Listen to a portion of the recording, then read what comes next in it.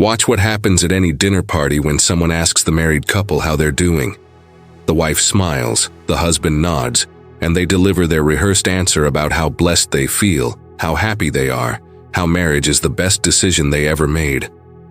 But later that night, when everyone goes home, the husband stays up scrolling through social media, watching his single friends travel, start businesses, move countries, reinvent themselves completely. And in that moment, alone with his phone glowing in the darkness, he feels something he's trained himself not to acknowledge. He feels like he's watching life happen to other people while he just exists. Friedrich Nietzsche spent his entire career studying what humans say versus what humans actually feel, and he discovered something that makes people incredibly uncomfortable.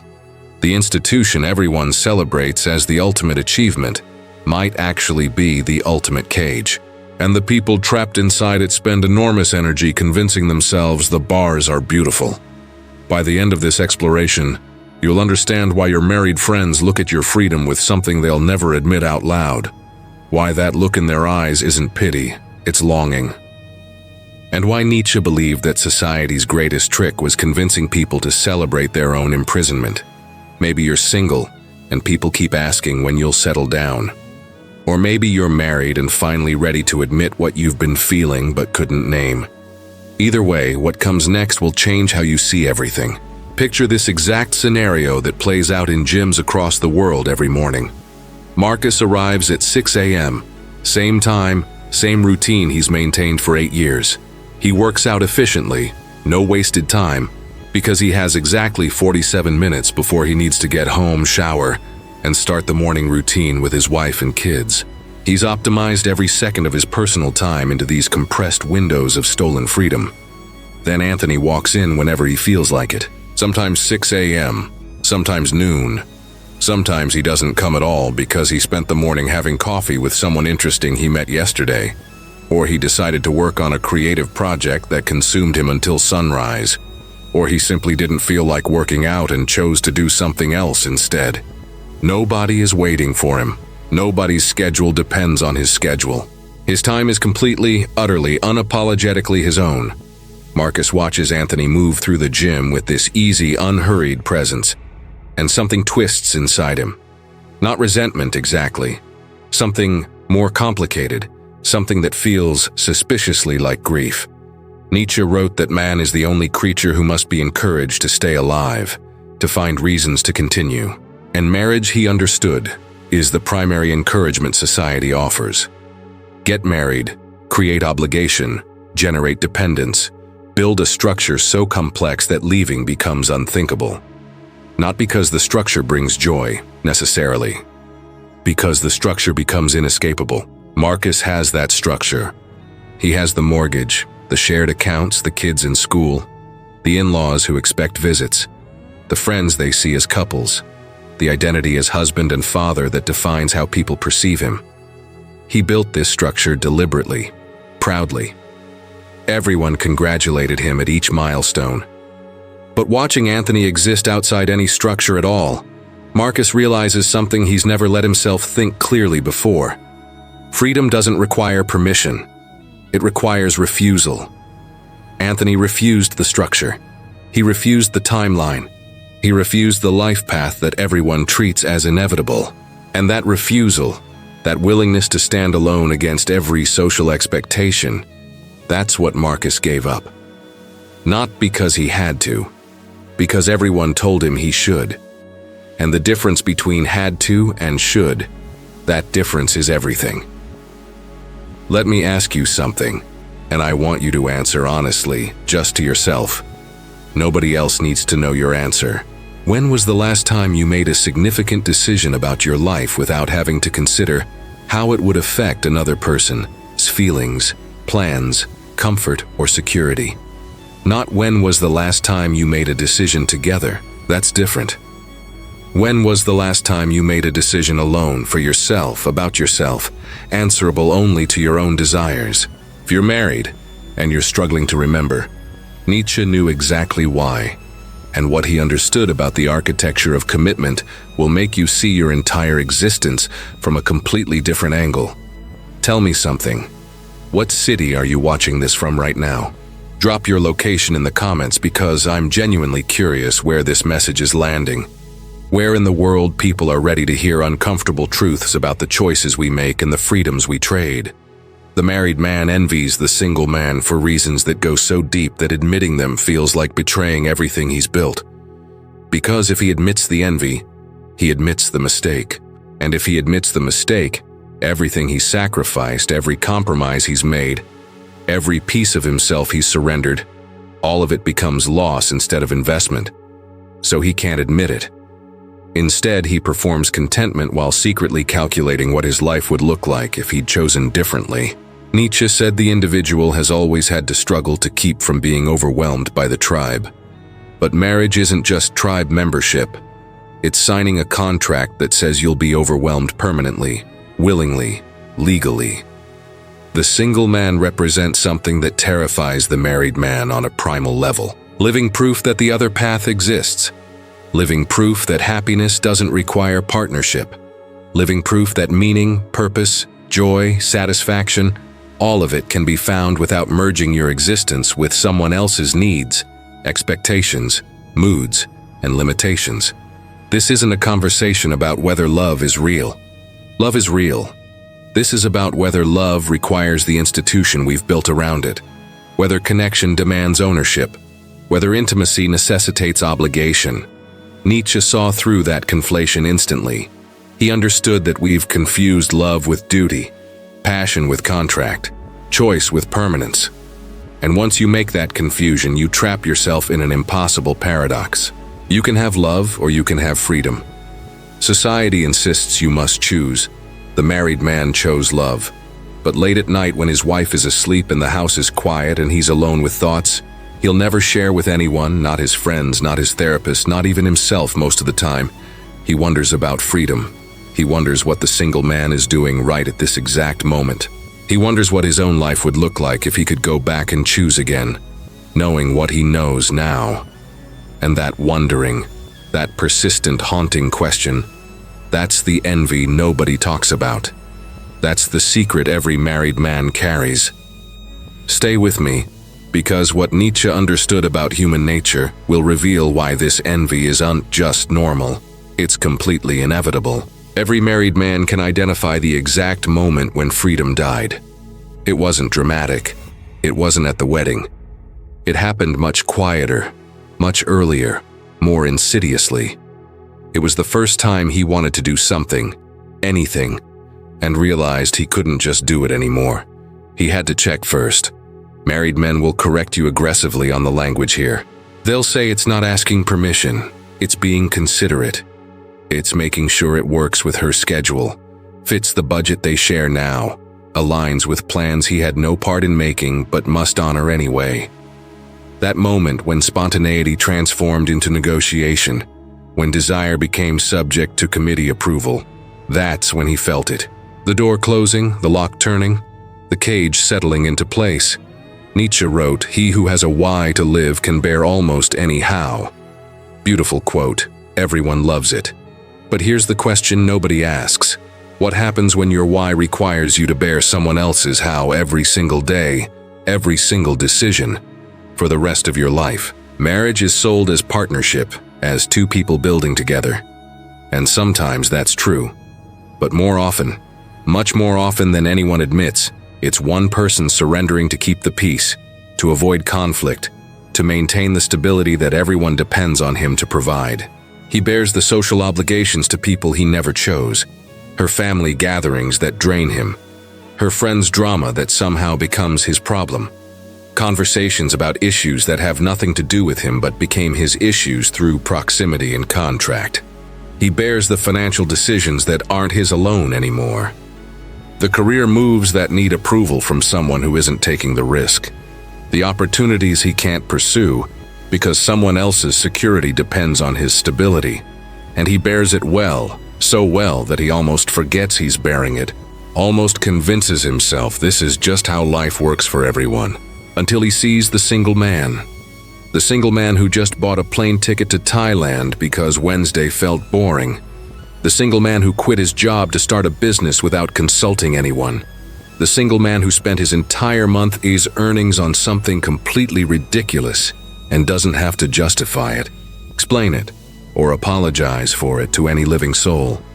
That's when the married man feels it viscerally, that ghost of his former freedom, that echo of a life where his choices were his alone, where his money was his money, where his time was his time, where his life was his life. Nietzsche understood something profound about human psychology that explains this envy perfectly. We don't envy what we've never experienced. We envy what we remember having. The married man doesn't envy some abstract fantasy of bachelor life. He envies specific, concrete memories.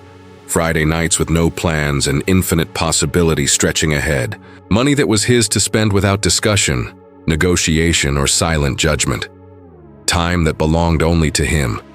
Space, mental and physical, that nobody invaded with needs, requests, expectations, or endless lists of things that need to be done together. He remembers being able to think without interruption, eat without accommodation, exist without performance.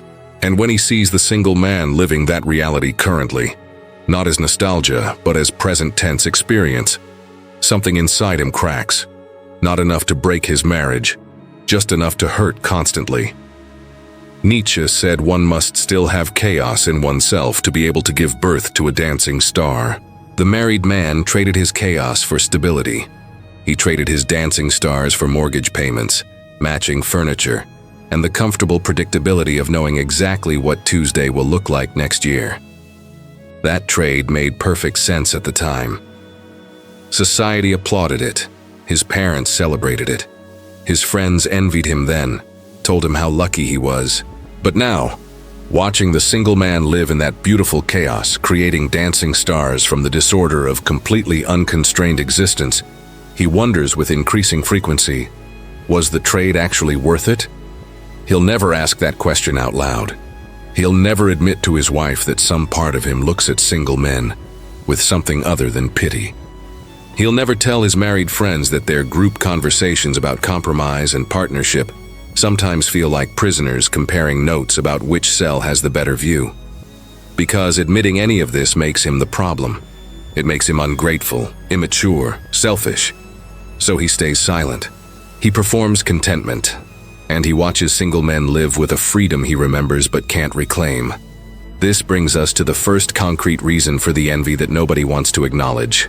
Autonomy. The single man has complete autonomy over his existence. When he wakes up, he decides what happens next based purely on what he wants, not what needs to happen, not what she expects, not what the shared calendar demands, what he wants. That sentence, that simple prioritization of personal desire, that's what the married man lost. His wants now exist in a complex hierarchy where his desires are constantly weighed against someone else's comfort, convenience, preferences, and emotional state. The single man's hierarchy has one level, his own wants. And watching that pure, uncomplicated autonomy in action, the married man feels something he's been trained to suppress. He feels robbed, not by his wife specifically, by the institution that required him to give away his autonomy to prove his commitment. The second source of envy is even more uncomfortable to discuss: possibility. The single man's future is genuinely open, genuinely unknowable, genuinely full of potential that hasn't been compressed into the narrow channel of married life. He could meet someone tomorrow who changes everything. He could discover a passion that reorganizes his entire existence. He could move to a different country, start a completely different career, become someone radically different from who he is today. All of this is actually possible for him. Not theoretically possible in the way married people talk about possibility while everyone knows they're not actually going anywhere. Actually possible. The married man's future is known. More of this, more of the same. The same city unless they both agree to move. The same career unless she supports a change. The same life structure unless massive disruption breaks it open. His future is predictable, stable, secure. And sometimes that predictability feels less like security and more like a life sentence. The single man kept his future open. He refused to foreclose on possibility. And that openness, that genuine not knowing what comes next, that's what the married man envies most, because he does know what comes next. More of what's happening now, forever.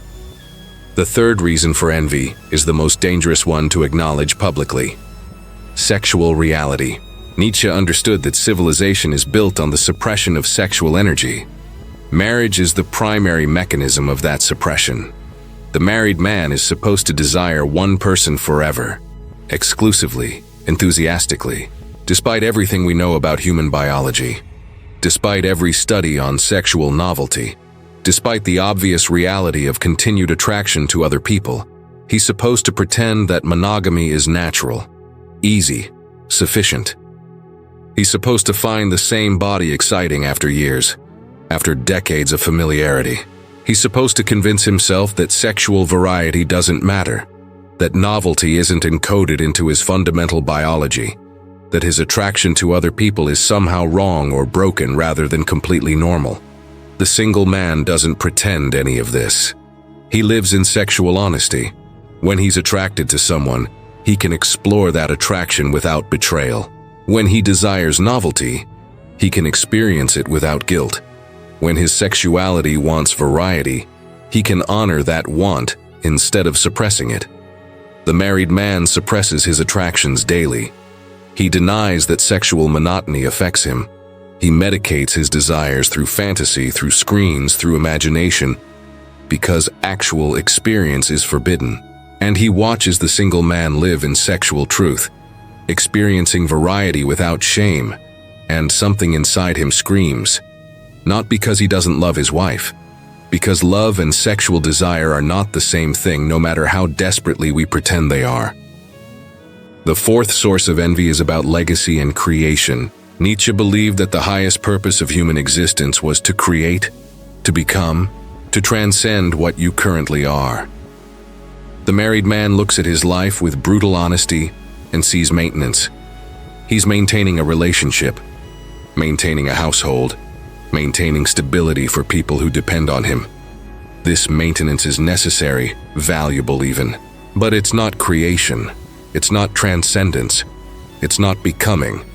The single man is still in creation mode. His life remains raw material waiting to be shaped. His time is his to invest in projects that might transform everything, or might fail spectacularly. His energy isn't divided between his dreams and someone else's needs. He can be selfish in exactly the way that all significant achievement requires. The married man can't do this.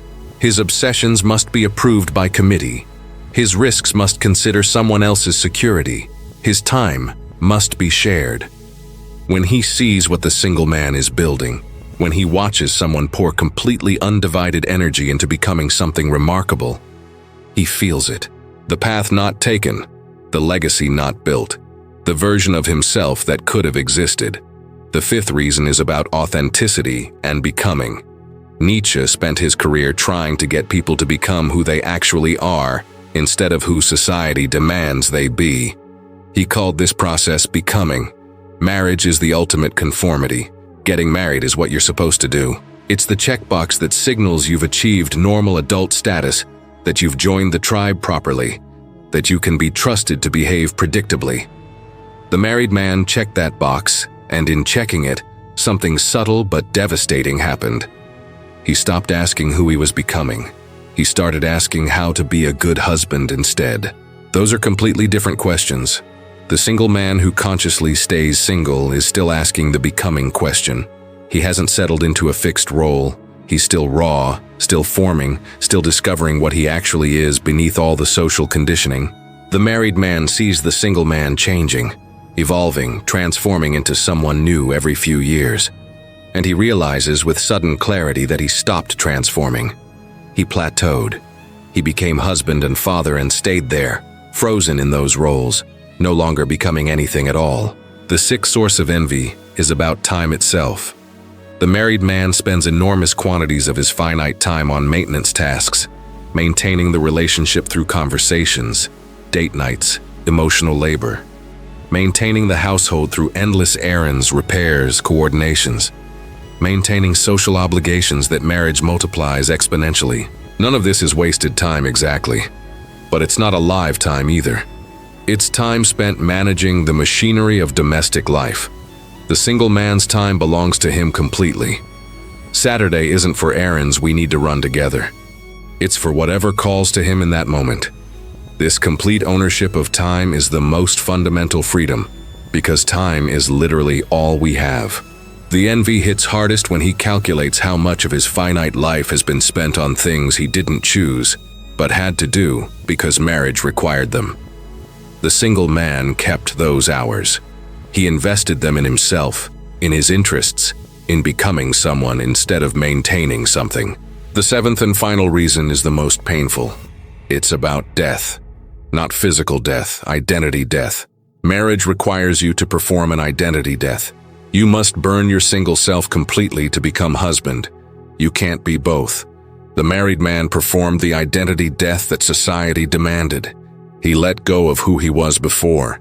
He killed that person to become this person. This is painful even when it's chosen. It's loss even when it's necessary. And it's permanent. The single man never performed this death.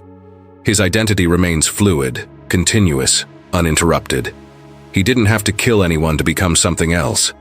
The married man sees this continuity and feels a grief he can't express to anyone. Part of him died, and the single man still has all his parts intact, still has that unbroken continuity of self. That completeness, that wholeness, that's what the married man envies most deeply. Here's what Nietzsche knew, and what every married man eventually discovers in moments of complete honesty. You can't serve two masters. You serve yourself, or you serve the marriage. Most married men serve the marriage and call it love, but sometimes, in moments of brutal clarity, they recognize it as surrender. The single man didn't surrender. He held his ground. He kept his autonomy. He remained free. And that freedom, that refusal to give himself away, that's what married men think about when they're stuck in traffic, driving the same route they'll drive for decades, going home to the same house where the same conversations wait. They think about the single man who doesn't have a route, who might not go home at all tonight, who might change everything tomorrow just because he can. And they feel something they can't name, shouldn't feel, won't admit. Envy. Pure, complicated, deeply human envy. Not because their life is wrong, because another life is possible, and they chose this one before they fully understood what they were choosing. Right now, in this exact moment, I need you to do something that requires real courage. Drop these exact words in the comments. Freedom has a price worth paying. Watch what happens inside you when you type those words and hit send.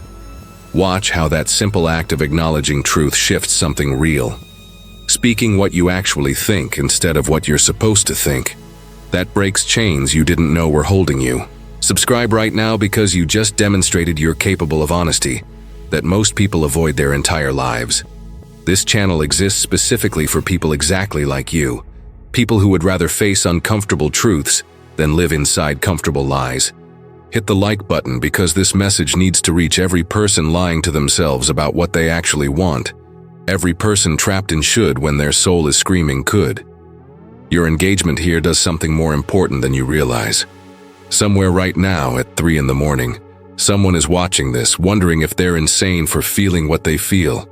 And your comment, your like, your subscription, those tell them they're not alone in seeing what everyone pretends doesn't exist. What's coming in the next video will detonate another belief system you didn't know you could question. Another truth that philosophy buried because comfortable people found it too disturbing. Another perspective that will either liberate you completely or unsettle you permanently. You'll want to be here when that drops, because missing it means staying asleep, means continuing to pretend you don't see what you actually see. Stay free, stay honest, stay awake. Stop pretending you don't know what you actually want, because that pretending, that performance of contentment while your real desires scream silently, that's the actual cage. And Nietzsche knew it.